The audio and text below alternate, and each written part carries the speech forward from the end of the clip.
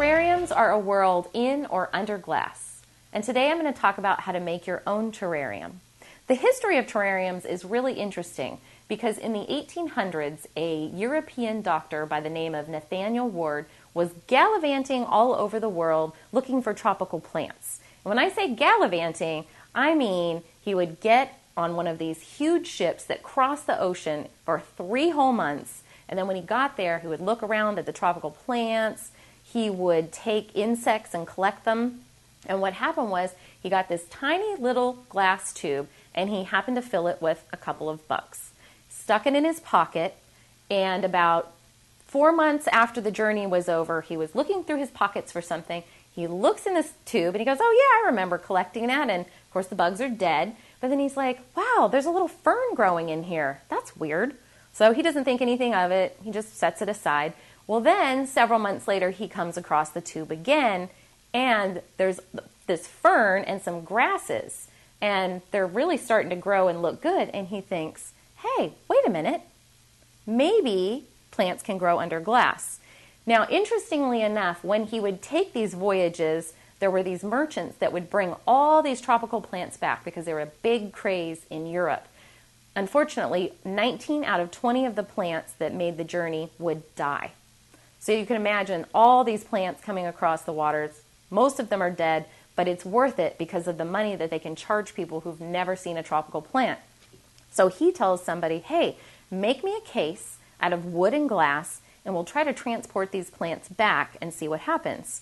Sure enough, he's brilliant. He's right. 19 out of 20 plants survives. So this guy makes a lot of money.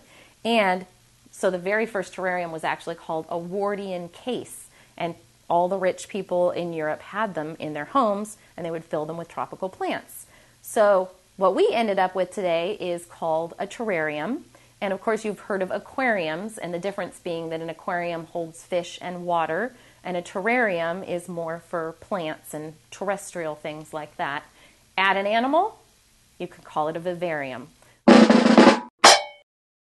The main thing terrariums all have in common that you need to make a note of is there is no drainage. No drainage. I just had to do that. Okay, no drainage, though there's a cap over the top. So it's like a tiny ecosystem in here. So your terrarium can be open or it can be closed. That's up to you. And I'm going to show you the other ingredients that you need to make a terrarium. These include, of course, you're going to need a little bit of soil. You can get potting mix, and that is the best choice over potting soil. Potting soil has actual soil in it, and potting mix is a soilless mix. It's made out of sphagnum moss, shredded bark, core fibers, perlite, all these different things in here that are nice and light. And then you're going to need some charcoal. And the reason we use charcoal in a terrarium is that it helps keep any excess water that you've put in the terrarium clean. It prevents any kind of bacteria that can build up. Speaking of bacteria, before you use your terrarium, you want to wash it out with warm soap and water. Now, making a terrarium can end up getting expensive, so a neat thing you can do is next time you have spaghetti, take your old spaghetti jar, peel off what's left of the label, and then if there's still a lot of label and glue left, put that in hot, warm, soapy water for 10 minutes, and then just take your fingernail and just scratch the label off, and you have a jar. This is especially helpful if you have children, and all of them want to make a terrarium. So what if you had 5 kids, right? That's really going to add up if they all want to make a terrarium. So get yourself a little spaghetti jar and do that. You can also find glass at craft stores. You can find it at garage sales, thrift stores. And if you end up with something that has some hard water stains or, some unattractiveness that you can't seem to get off, try 2 denture tablets. Fill up the vase or whatever you're using with 2 denture tablets and water. That'll help clean off some of it. For really hard water stains, I soak it and scrub it with apple cider or just regular white vinegar. So that'll get you going. The other thing that you use in a terrarium, of course, is gravel. That's going to go on the bottom. And then you have your plants. So today I'm just going to make a couple little terrariums. And any house plant that you find at a grocery store or nursery or big box store, will be fine in a terrarium. The problem is you have to get a plant that's really small. This is called a croton, and I love these because they're really colorful and they are really hardy also. I bought this little croton about a month ago and I still haven't planted it, and I keep watering it and it's totally fine. It's a really great plant. So the reason why you want a small plant is because when you pull this little guy up out of his pot, he's going to be big.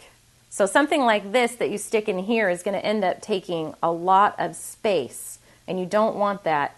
When you create a terrarium, the mix on the bottom of soil and gravel and everything else should only be 1/3 of the space of the jar, because you don't want to build it up and be like, oh shoot, here's my plant. Uh-oh, it's not in the right spot. You got to dump it out, start all over. How do I know this? Because I've done it. So what you'll end up doing is like cutting off a bottom part of this one here.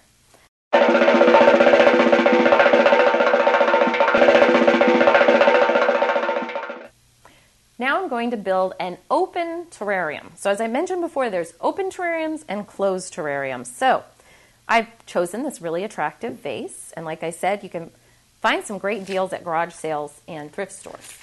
So there's different colors and types of gravel, and I really like this big gravel because I think it's really going to go well with the croton, which I'm going to put in here. So I'm going to add my gravel to the bottom. Okay, so here's my gravel. Then I'm going to take some charcoal, and if I didn't mention it before, this is activated charcoal. Okay, so this isn't the same as the charcoal that you put on a grill.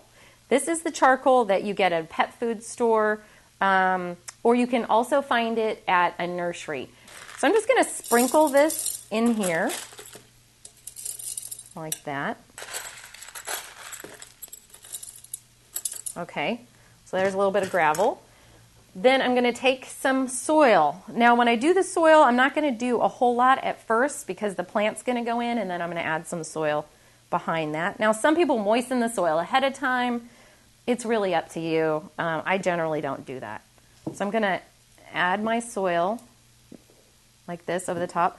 Another thing people will do is they'll put a little barrier in between the soil and the gravel, but you can see I don't do that either. Maybe I'm a lazy terrarium maker, but I still think it turns out nice.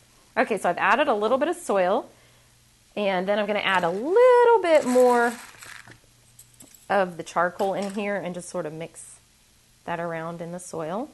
Okay, then I'm going to take my plant, and I'm going to carefully remove what we call the root ball. The root ball is the area of soil and root that contains the plant. And a lot of times, if a plant's root bound, you'll want to tease the roots out. This one isn't too bad, and so I'm just going to reuse the soil that's around it. And now you can see when it was made at the nursery, it was just this little plug, and then they took it and put it in the bigger container. So I'm going to take this, and it's a little bit tall, so I don't really want all of that soil. And then see these roots, I'm just going to sort of spread them out down in the soil, down and around in the soil. So I want to make sure and center my plant where I want it, like this, and then just take some more of the soil.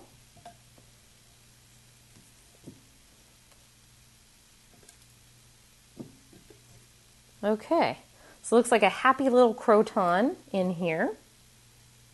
Okay, then, so you can still see, we've got a little bit of gravel on the bottom, and then you can see the croton. And then if I wanted, I could put some more gravel on the top just to make it attractive.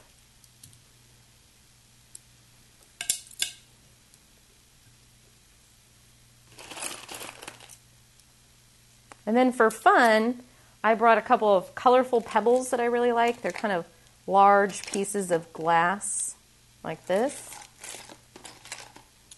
that I brought along that I kind of think are fun to add.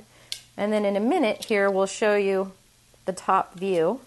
And of course you want to water the terrarium. And what I do is I just water it a little bit from the top, right in the area where the plant is. I don't want to soak all the water down into the gravel. I'm going to add a little bit more soil right here because it looks like it's having trouble standing up. Like that. There's your open terrarium. Now, as far as watering goes, open terrariums need to be watered more frequently than a closed terrarium. So I would check it every week, touch the soil, test it, get to know your plant. What does it look like if it's a little bit unhappy? Make sure that when you water, you just water right in and around here. If you water it and you start to see the water pooling and puddling down at the bottom, that can be a real problem because you cannot get that back out, or it's going to be really difficult. So the idea with terrariums is less is more. So water a little bit, look, wait, and go from there. So we'll water this a little bit later. Okay, so for my next terrarium, I have something very cool, which is a Venus flytrap. Now, Venus flytraps are really interesting. They're native to North America in the bog area around North Carolina and a couple states in there. Okay, so for the same, we're going to do the same steps that we did for the terrarium. We're going to put our gravel in the bottom. So maybe I'll use a little bit of this. And actually, you don't even have to necessarily use gravel. If you're really careful, you can plant in here and just use soil. So I think maybe I'm going to do that for this one. Now I'm going to move a few things so you can see what's happening here. So I'm going to go ahead and put some soil in here on the bottom. And this is kind of a neat jar that I did find at a craft store, because you can either stand it up this way or stand it on its side. And I thought it would be kind of a fun little environment for this little fly trap. Okay. So for those of you who are familiar with fly traps, of course, you tease the little trap and it closes, and you don't really want to do that too often because that expends the energy of the plant. And the plant will, each trap will catch a little fly or a gnat or whatever, and you can feed them too if you want, and then it'll close. And then after catching a few insects, maybe 2 or 3, that trap will turn black and die.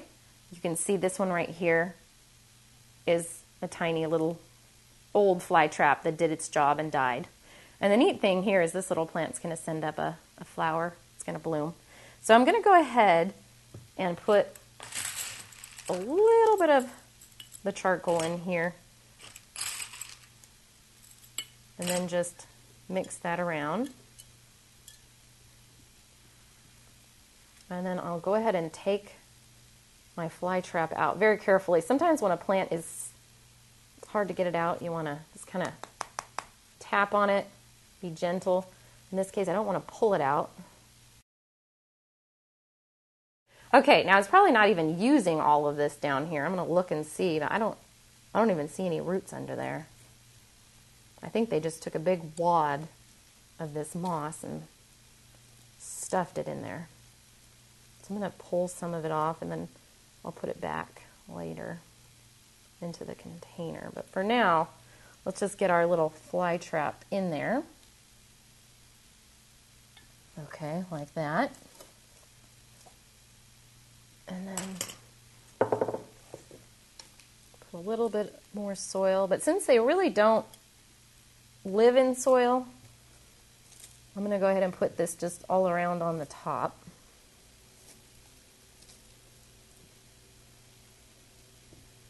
And in the back.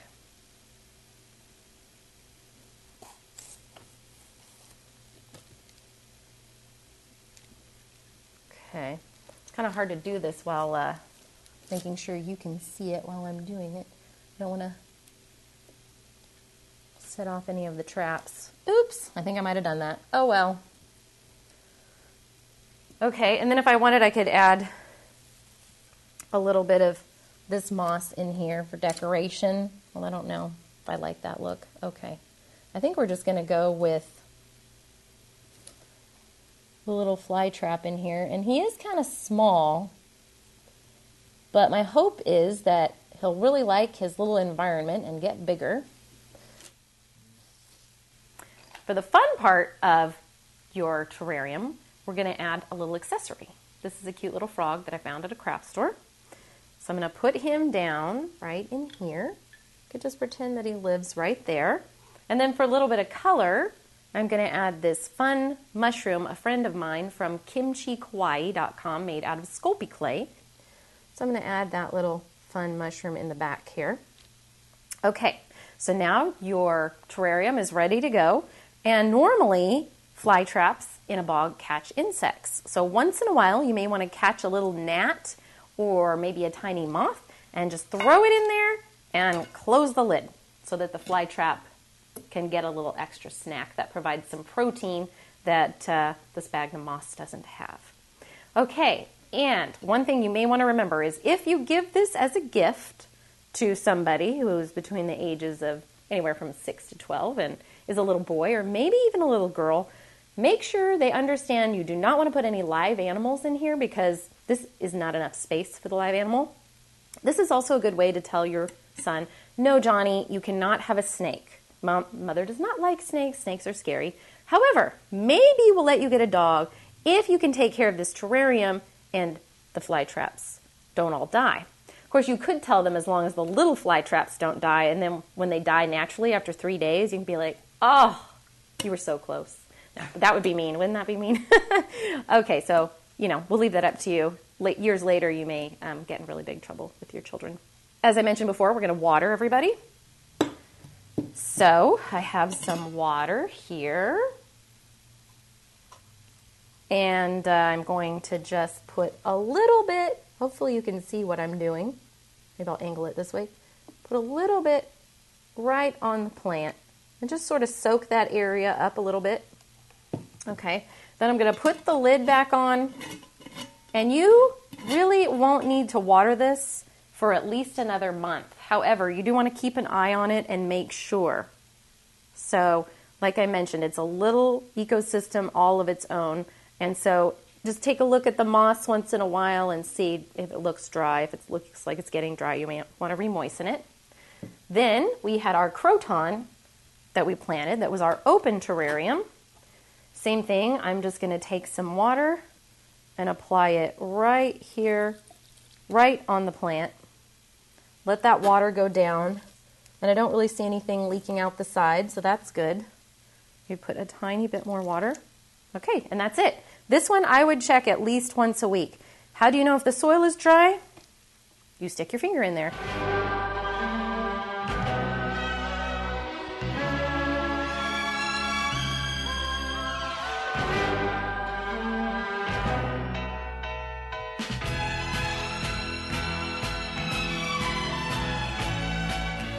One last thing to remember about terrariums is that the house plants you put in here come from tropical places.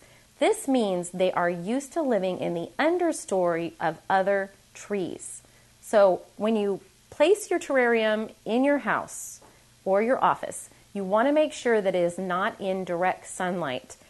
If a small terrarium or a large terrarium comes into contact with a lot of sunlight, what happens is the sunbeams hit the glass, warm up the area inside the terrarium, the temperature rises, and you basically have a greenhouse effect going on where you cook all the plants and kill them. And after all the work we did in this video, the last thing I want you to do is end up with a dead set of plants inside a terrarium. So make sure you put it in indirect sunlight. So thank you so much for watching this video. If you want to learn more about terrariums, you can go to my website at www.anneofgreengardens.com. Don't forget Anne with an E so that you get the right website. Until next time, happy gardening.